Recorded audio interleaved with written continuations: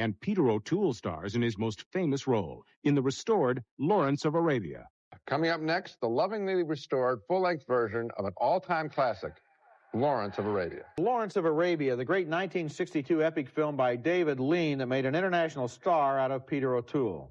The movie was an enormous hit when it first came out. It won 7 Oscars, including Best Picture, but it was mistreated all the same. Lean's original version was shot by 20 minutes shortly after it first opened. Another 15 minutes were taken out a few years later, and somewhere along the way, the entire second reel got flipped so that left became right and right became left. But now, Columbia Pictures and film expert Robert A. Harris have restored the original version of Lawrence. They've gone back to the negative, which was in pretty bad shape, been able to restore the original color. They've added missing scenes. They've corrected the focus. They've even flipped that second reel so the camels are going in the right direction. The movie still has the same haunting mystery, the same epic sweep, and the same overwhelming sense of place in the desert. Lawrence of Arabia stars O'Toole as T.E. Lawrence, an Englishman who identified himself so closely with the Arab campaigns against the Turks in World War I that he began to dress as an Arab and to win their confidence as a leader. Now, this was a daring and mannered performance by Peter O'Toole, who struts and poses in his Arab's robes like a cross between a rock star and a fashion model. Arthur Kennedy plays an American journalist in this scene modeled after Lowell Thomas, who filed the stories that made Lawrence famous. So what you get is a great historical figure seems to be posing there almost like he's just kind of thrilled to be getting his picture taken. Right. Of course, I saw Lawrence of Arabia when it was first released, but what I missed the first time around, maybe because I was too young to really pick up on it, was the irony in Peter O'Toole's performance. Lawrence isn't simply a hero. He's a brilliant but narcissistic madman who begins to think of himself as the savior of the Arabs. The movie is really about the ironic process by which he becomes a legend while losing his grip on reality and alienating most of the people he deals with. And yet he has some glorious adventures while he's self-destructing, and O'Toole commands a strong supporting cast, including Omar Sharif, Anthony Quinn, Alec Guinness.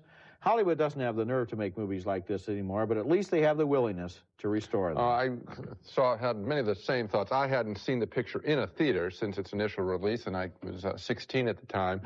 And I'll only say this, don't wait for any video version for this to come out. This is the picture that demands to be seen in a theater where we saw it. And the bigger the screen, the better. You didn't even mention the soundtrack, which has been restored, and it is wonderful. I mean, of course, the musical themes, and they have 3 musical themes for the Arabs, for Lawrence, and for the British. It's a beautiful score. The interesting thing about O'Toole's performance, in addition to what you mentioned, and the character of Lawrence, is that his goals are noble. The unification of the Arabs, which today is a topical issue. I found the film incredibly topical for today's audience and thinking about that part of the world. And of course, the imagery there, the ability to make you focus your eyes in a long distance for looking on the sands for small objects. The vastness. That is such a greatness, a great thing by David Lean. Now, you know, the irony is, I agree with you that this is a movie to be seen on the biggest screen you can find, and it's being re-released around the country, one city at a time, in 70 millimeter, first in New York, Washington, and Los Angeles. The irony is, of course, that this restoration would have never taken place if it weren't for home video, because that's how they'll get the money to pay for it. Exactly. But the scene you're talking about, Lawrence goes out into the desert to find a man who's lost. Right. And there's a shot where there's just a dot.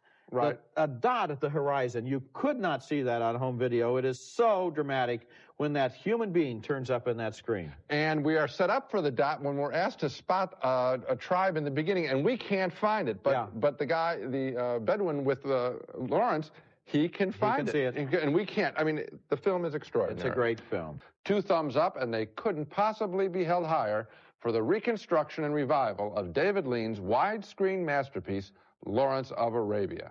Then came Lean's great Lawrence of Arabia, seen here in all of its widescreen glory. The movie was recently restored according to the director's original intentions and won a whole new audience. The movie made a star of a newcomer named Peter O'Toole.